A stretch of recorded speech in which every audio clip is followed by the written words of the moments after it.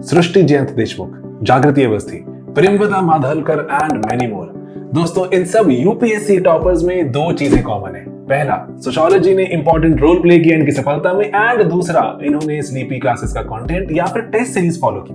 दोस्तों, हम अपने सोशियोलॉजी के कोर्सेज में आपको ना सिर्फ रैंक ओरिएंटेड कंटेंट प्रोवाइड करते हैं, बल्कि करंट अफेयर अपडेट्स भी साथ साथ ही देते हैं। दोस्तों, आंसर राइटिंग के लिए 120 से ज्यादा क्वेश्चंस हैं, आप उनको लिखिए, इवैल्यूएट करवाइए, फीडबैक लीजिए। अगर डाउट्स आ रहे हैं तो टेलीग्राम पर आप डाउट्स पूछ सकते हैं, and to top it all, 1-on-1 mentorship भी अब आपको अवेलेबल करवा दी गई है। दोस्तों, हमारा एक सपना था कि हम देश के ग्रास रूट से टॉपर्स क्रिएट करें, एंड वो पूरा होता जा रहा है। अफोर्डेबल कोर्सेज हैं, एंड अगर आप अभी भी थोड़ा अनडिसाइडेड हैं तो हमारे YouTube पर जाकर सोशियोलॉजी की प्लेलिस्ट देखिए, बहुत से बच्चे फॉलो करते हैं। एंड उसके बाद अगर लगता है लेवल थोड़ा रेज करना है, कोर्सेज ज्वाइन कीजिए। तो दोस्तों, मिलेंगे क्लासेस में and afterwards with a top rank. Hello everyone, मेरा नाम द्विज गोयल है और मेरी यूपीएससी सिविल सर्विसेज एग्जामिनेशन में इस बार 71 रैंक आई है। ये मेरा थर्ड अटेम्प्ट था। 2020 में मैंने अपनी जॉब छोड़ी और उसके साथ मैंने तैयारी शुरू करी थी जॉब के साथ, और तीसरे प्रयास में मुझे सफलता मिली। Here I would be talking about the answer writing, because मैंने अपने तीनों अटेम्प्ट में अपनी जीएस में काफी इंप्रूव किया है। जीएस की आंसर राइटिंग काफी इंप्रूव की है। मेरे फर्स्ट अटेम्प्ट में I got around 370 marks, second attempt में आई गॉट 401 मार्क्स, और फाइनली थर्ड अटेम्प्ट में I have got 427 marks in GS. I would be discussing कि जीएस में मार्क्स कैसे इंप्रूव कर सकते हैं और जीएस में आंसर राइटिंग की क्या स्ट्रेटेजी होनी चाहिए।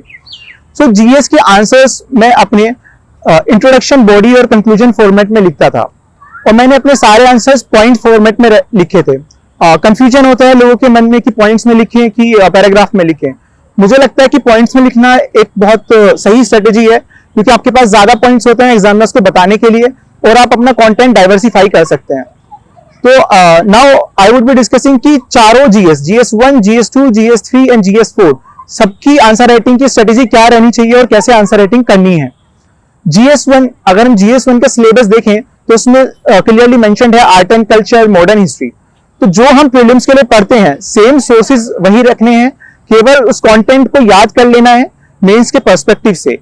फॉर एग्जाम्पल, अगर मैं ब्रिटिश रूल की बात करूं तो कैसा एडमिनिस्ट्रेशन था, एडमिनिस्ट्रेशन में क्या क्या चेंजेस थे, उसकी वजह से इंडियंस पे क्या क्या इंपैक्ट हुआ, या सोशल रिफॉर्म मूवमेंट्स से, तो हमें पता होना चाहिए कि वो सोशल रिफॉर्म मूवमेंट्स क्या क्या थे और उनकी वजह से क्या क्या सोशल चेंजेस आए सोसाइटी में। जैसे कि मैंने जो अपने नोट्स बनाए थे मेंस स्पेसिफिक, तो मैंने सोशल रिफॉर्म मूवमेंट के लिए एक मैप ड्रॉ कर लिया था कि अगर सोशल रिफॉर्म मूवमेंट का क्वेश्चन आता है तो मैं वो मैप अपने आंसर में ड्रॉ कर सकूं।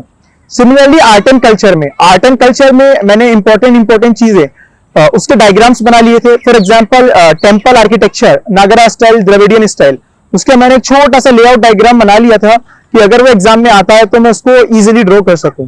हमें डायग्राम्स ऐसे बनाने हैं जो इजीली 10 से 15 सेकंड में बन सके, तो मैंने ऐसे डायग्राम्स बिफोर हैंड प्रिपेयर कर लिए थे। उसके अलावा GS1 में अगर हम आगे बढ़े तो ज्योग्राफी एक मेजर रोल प्ले करता है, और ज्योग्राफी के लिए डायग्राम्स बहुत ज्यादा इंपॉर्टेंट हैं। डायग्राम्स एंड मैप मैंने बिफोर हैंड प्रिपेयर कर लिए थे, और वो मैं अपने टेलीग्राम चैनल पर भी शेयर कर दूंगा, लिंक आपको डिस्क्रिप्शन में मिल जाएगा। तो जो ज्योग्राफी के लिए कंटेंट था वो प्रीलिम्स वाला ही रहना है, सिर्फ कंटेंट में मैप्स और वैल्यू एडिशन कंटेंट हमें डाल देना है, जो कि आप अपने सेम सोर्सेज से प्रिपेयर करेंगे। उसके बाद आता है वर्ड हिस्ट्री के लिए मैंने आंसर राइटिंग बहुत ज्यादा नहीं की थी, तो एक टॉपर हैं, उनके नोट्स मुझे मिल गए थे, मैंने वो बाय हार्ट याद कर लिए थे, और उसके बाद हार्डली 1 या 2 क्वेश्चन आता है, तो मुझे लगता है कि आप लिमिटेड नॉलेज से आंसर राइटिंग में इंप्लीमेंट कर सकते हैं। उसके लिए एक मैपिंग की प्रैक्टिस करनी पड़ेगी, एक्स्ट्रा वर्ड मैप ड्रॉ करने की, कि आप 20 से 30 सेकंड में वर्ड मैप इजीली ड्रॉ कर पाए। उसके अलावा आंसर राइटिंग सेम रहनी है। मेजर रोल प्ले करता है GS1 में सोसाइटी। अगर हम सोसाइटी का वेटेज देखें तो GS1 में एक बहुत बड़ा वेटेज सोसाइटी का होता है, और उसकी आंसर राइटिंग बहुत ही ऑर्गेनिक तरीके से करनी है। तो अगर हम सोसाइटी का आंसर्स लिख रहे हैं तो हमें रिसेंट एग्जांपल्स इंक्लूड करने हैं, हमें उसमें केस स्टडी इंक्लूड करनी होती है, या कोई डेटा हमें इंक्लूड करना होता है। फॉर एग्जाम्पल, मैंने जैसे टॉपिक्स हैं अर्बनाइजेशन, तो उसके लिए हमको एक मैप पहले से प्रिपेयर कर सकते हैं, या अर्बनाइजेशन से रिलेटेड कोई केस स्टडी प्रिपेयर कर सकते हैं। विमेन रिलेटेड जो टॉपिक्स हैं उसमें हम इंटरनेशनल ऑर्गेनाइजेशन की कोई रिपोर्ट है वो मेंशन कर सकते हैं, या कोई डेटा है या कोई केस स्टडी है, एग्जांपल है, वो मेंशन कर सकते हैं। वो हमारे आंसर को बाकी सभी लोगों के आंसर से एक वैल्यू एडिशन दे देता है, एक यूनिकनेस दे देता है, और यूपीएससी डिमांड करता है और रिवॉर्ड करता है जो आपकी यूनिकनेस है उसको। तो आपको हर आंसर में 1 या 1.5 मार्क्स एक्स्ट्रा मिल जाएगा, वो बाद में कल्मिनेट होता है आपके जो आपको एक्स्ट्रा एज मिलता है, आपको एक्स्ट्रा मार्क्स मिलते हैं बाकी सभी लोगों से। बात करते हैं GS2 की आंसर राइटिंग की। GS2 में अगर हम पॉलिटी की आंसर राइटिंग की बात करें तो कंटेंट सेम प्री वाला होता है, बट आंसर राइटिंग में हमें उसको बहुत ऑर्गेनिक वे में लिखना है। उसके लिए लैंडमार्क जजमेंट्स डालना, केस स्टडीज डालना, कमिटीज का नाम डालना बहुत ज्यादा इंपॉर्टेंट हो जाता है, क्योंकि कंटेंट सबका सेम रहता है, पर डिफरेंशिएटिंग फैक्टर होता है कि आप उसको कितना ऑर्गेनिक बना रहे हैं। ऑर्गेनिक बनाने के लिए आप उसमें सजेशंस डालिए, किसी कमेटी ने कुछ बोला है, ये सुप्रीम कोर्ट का कोई सजेशन है, सुप्रीम कोर्ट ने कोई कमेटी फॉर्म की है, तो आप वो डाल सकते हैं। फॉर एग्जाम्पल इस बार के एग्जाम में क्वेश्चन आया था related to supreme court rulings on environment, तो उसमें मैंने MC मेहता केस का जो जजमेंट है सुप्रीम कोर्ट का वो मेंशन किया था। तो आप ऐसे जजमेंट्स पहले से प्रिपेयर कर सकते हैं और अपने आंसर्स में यूज कर सकते हैं। सेकंड बात आती है कि गवर्नेंस के आंसर कैसे लिखें। गवर्नेंस के आंसर में बेसिक कंटेंट सबका सिमिलर होता है, बट डिफरेंशिएटिंग फैक्टर होता है कि आप उसमें क्या सजेशन और क्या वे फॉरवर्ड दे रहे हैं। मैंने उसके लिए सेकंड ARC यूज की थी। सेकंड ARC की जो समरी है उसके मैंने नोट्स बना लिए थे और वो अपने आंसर्स में इंक्लूड करने की कोशिश की थी। उसके बाद मैंने उसमें जो एग्जाम्पल्स हैं जो मैं इंक्लूड कर सकता था वो मैंने एग्जाम्पल्स इंक्लूड किए, केस स्टडीज इंक्लूड की।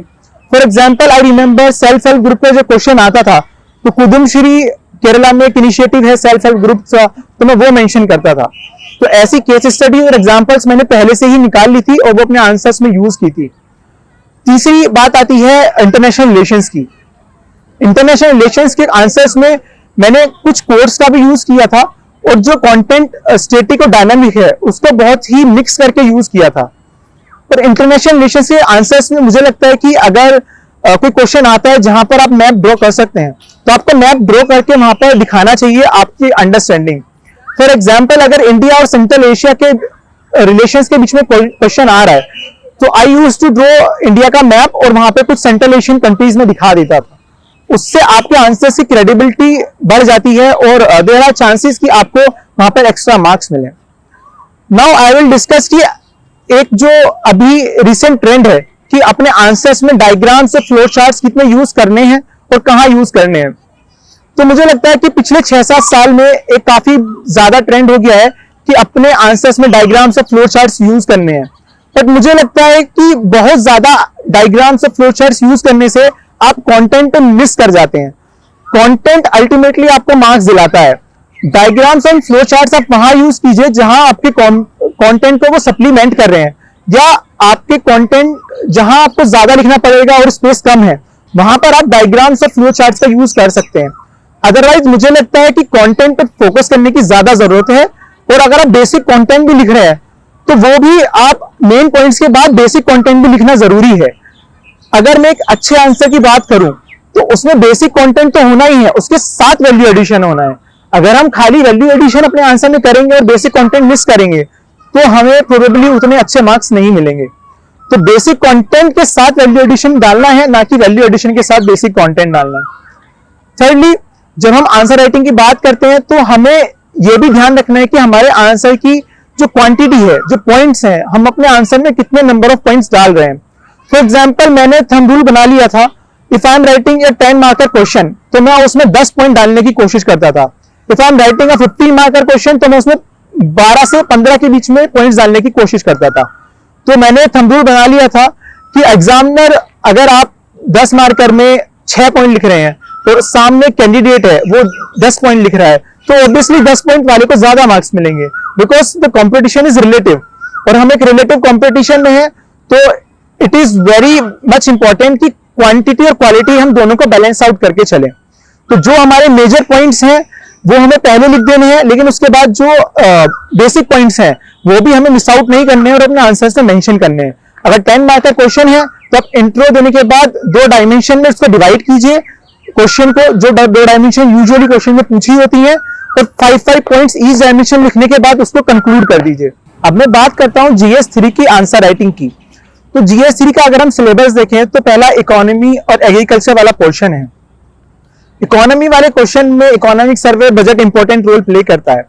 मैंने उसके साथ कुछ इकोनॉमी में कुछ डायग्राम्स एंड कुछ ग्राफ्स अपने पास पहले से ही बना लिए थे जो मैं अपने आंसर्स में यूज कर सकूं।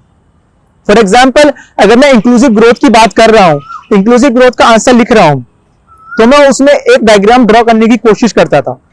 अगर मैं इंडिया के ग्रोथ ट्रेंड की बात कर रहा हूं तो मैंने उसके लिए अपने पास पहले से ही ग्राफ्स बना लिए थे जो मैं अपने आंसर्स में इंक्लूड कर सकता हूं। जब हम एग्रीकल्चर वाले पोर्शन की बात करते हैं तो सिलेबस में मेंशन्ड है एग्री प्रोसेसिंग और उससे रिलेटेड टॉपिक्स, एग्री मार्केटिंग। तो अपने आंसर्स को यूनिक बनाने के लिए मैंने उसमें अपना फ्लो चार्ट्स का यूज किया था।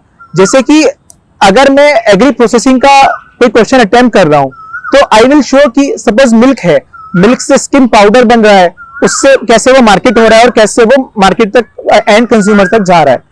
तो मैं ये फ्लो चार्ट की हेल्प से बहुत इजीली एक्सप्लेन कर सकता हूं rather than explaining that in some content form. ऐसी जगह मैंने फ्लो चार्ट्स का यूज किया जहां पर मैं उस कंटेंट से की जगह वो फ्लो चार्ट से इजीली एक्सप्लेन कर सकता हूं। उसके अलावा मैंने वहां पर जो नीति आयोग की रिपोर्ट्स हैं, नीति आयोग की रिपोर्ट्स और उनके सजेशंस वो काफी यूज किए। नीति आयोग के एजेंडा 3 ईयर एजेंडा आता है, मैंने वो यूज किया और उसके सजेशंस अपने आंसर्स में इंक्लूड करने की कोशिश की। इसके अलावा जो कमेटीज हैं, जैसे कि विवेक देबरॉय कमेटी ने रेलवे इंफ्रास्ट्रक्चर के ऊपर कुछ सजेशन दिए थे, वो इस बार फर्स्ट क्वेश्चन था पेपर का और वो मैंने अपने आंसर में इंक्लूड किया। तो ऐसी कमेटीज और डेटा वो हम अपने बिफोर हैंड प्रिपेयर कर सकते हैं और अपने आंसर्स में इंक्लूड कर सकते हैं।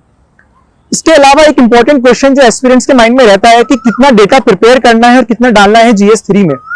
तो मुझे लगता है कि ओवरडूइंग ऑफ डेटा अवॉइड करना चाहिए GS3 में। एक बेसिक डेटा उस क्वेश्चन का जहां पर वो वैल्यू ऐड कर रहा है वो आप अपने पास रख सकते हैं और ऐड कर सकते हैं, लेकिन बहुत ज्यादा डेटा नहीं यूज करना है, अदरवाइज आप कंटेंट पे मिस कर जाएंगे और जो आपका एनालिटिकल पार्ट है वो आप अच्छे से नहीं समझा पाएंगे। अगर हम नेक्स्ट सेक्शन देखें GS3 का तो वो होता है एनवायरमेंट। एनवायरमेंट में आंसर राइटिंग में जो आप डायनामिक पोर्शन है वो बहुत अच्छे से कवर करें और उसकी आंसर राइटिंग में बहुत ज्यादा डिफरेंस नहीं है, जैसे हम बाकी GS की आंसर राइटिंग करते हैं सेम वैसे ही करनी है। फिर आता है कि साइंस एंड टेक की आंसर राइटिंग कैसे करनी है। तो साइंस एंड टेक में एप्लीकेशन बहुत इंपॉर्टेंट रोल प्ले करता है। अगर आप कोई भी आंसर लिख रहे हैं, try to include different applications.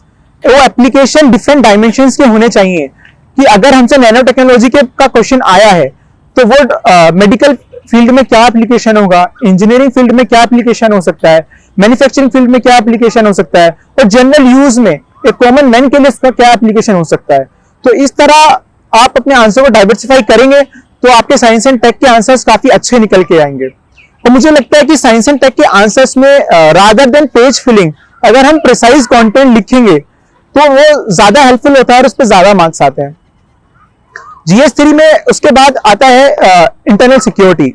मुझे लगता है कि GS3 के मार्क्स में इंटरनल सिक्योरिटी बहुत मेजर रोल प्ले करता है और 50 नंबर का इंटरनल सिक्योरिटी आता है। अगेन उसके क्वेश्चंस एकदम लास्ट में होते हैं, 19 और 20 और 9 और 10। लोग वो लिखने में रश कर जाते हैं और मिस आउट कर जाते हैं। तो मुझे लगता है कि इंटरनल सिक्योरिटी के आंसर्स लिखते टाइम अगर आप एक मैप ड्रॉ करें internal security related, for example अगर लेफ्ट विंग एक्सट्रीमिज्म का कोई क्वेश्चन है तो आप उसमें इंडिया का मैप ड्रॉ कर सकते हैं और उसमें एरियाज दिखा सकते हैं कि कौन कौन से डिस्ट्रिक्ट हैं जहां पर अभी भी प्रिवेलेंट है और कहां पर खत्म हो गया है। उसके अलावा आप रिपोर्ट्स कोट कर सकते हैं। आप उसमें वैल्यू एडिशन कंटेंट जो आपको नीति आयोग की रिपोर्ट से या किसी भी कोचिंग मटेरियल में अवेलेबल होता है वो यूज करके अपने कंटेंट को एनरिच करके आंसर लिखते हैं तो एक बेटर आंसर होता है। फॉर एग्जाम्पल अगर मैं साइबर सिक्योरिटी की बात करूं तो उसमें आप जो प्रीलिम्स में बुडापेस्ट कन्वेंशन पढ़ते हैं वो आप मेंशन कर सकते हैं। तो इस तरह हम GS3 की एक अच्छे तरह से आंसर राइटिंग कर सकते हैं। अब हम बात करते हैं GS4 की आंसर राइटिंग की। GS4 एक बहुत ही यूनिक सब्जेक्ट है और उसकी आंसर राइटिंग 2 पार्ट में डिवाइडेड है, एक स्टैटिक पोर्शन और एक केस स्टडी वाला पोर्शन। तो अगर मैं पार्ट 1 की बात करूं जो कि जहां पर आपको कंटेंट डिलीवर करना होता है, तो मुझे लगता है उसमें कीवर्ड्स बहुत ज्यादा इंपॉर्टेंट रोल प्ले करते हैं। आपको अपने आंसर्स में कीवर्ड्स, कोट्स, एग्जाम्पल्स का बहुत ज्यादा यूज करना चाहिए। कोट्स आपको एक लिमिटेड जगह यूज करनी है। अगर कोई क्वेश्चन कोट वाला है तो आई वुड सजेस्ट कि आप उसको कोट से ही स्टार्ट ना करें, बिकॉज वो ऐसा इंप्रेशन देता है कि आपने यूपीएससी में कोट दिया, वो उसको सिंप्लीफाई करने को बोल रहा है and you are throwing another quote. तो वहां पर ध्यान रखना है कि कोट के बदले कोट नहीं लिखना है, बट जो क्वेश्चंस ऐसे हैं जहां पर आप कोट यूज कर सकते हैं वहां पर इंट्रो और कंक्लूजन में डेफिनेटली कोट यूज कीजिए। उसके अलावा आप अपने एग्जाम्पल्स को बहुत डाइवर्सिफाई कीजिए। जैसे कि मैंने एग्जाम्पल्स को डाइवर्सिफाई करने के लिए एक एग्जाम्पल इंटरनेशनल रिलेशन से लिखा, हिस्ट्री से लिखा, एनवायरमेंटल डायमेंशन से लिखा, पॉलिटिकल डायमेंशन से लिखा, सोशल डायमेंशन से लिखा, इकोनॉमिक डायमेंशन से लिखा। तो मैंने अपने आंसर्स में जो एग्जाम्पल्स हैं उनको डाइवर्सिफाई करने की कोशिश की और उनको बहुत ऑर्गेनिक वे में लिखने की कोशिश की कि वो बहुत सिंपलिस्टिक मैनर में लिखा जाए और एग्जाम में उसको इजीली अंडरस्टैंड कर पाए। उसके अलावा अगर हम पार्ट 2 की बात करते हैं तो केस स्टडी लिखने के लिए मुझे लगता है कि सारी केस स्टडी सेम मेथड से नहीं लिखनी चाहिए, उसमें थोड़ा सा इनोवेशन करना चाहिए। फॉर एग्जाम्पल अगर आप उसमें इंट्रो लिख रहे हैं तो इंट्रो स्टार्ट करने के लिए आप कोई डेटा यूज कर सकते हैं या उस केस स्टडी को का जो क्रक्स है वो इंट्रो में एक्सप्लेन कर सकते हैं, या उससे रिलेटेड कोई जो जनरलाइज प्रॉब्लम है सोसाइटी में प्रेवलेंट है वो आप मेंशन कर सकते हैं। इसके अलावा अगर कोई रीसेंट इंसिडेंट हुआ है जिसमें वो केस स्टडी बेस्ड है तो आप वो रीसेंट इंसिडेंट भी मेंशन कर सकते हैं।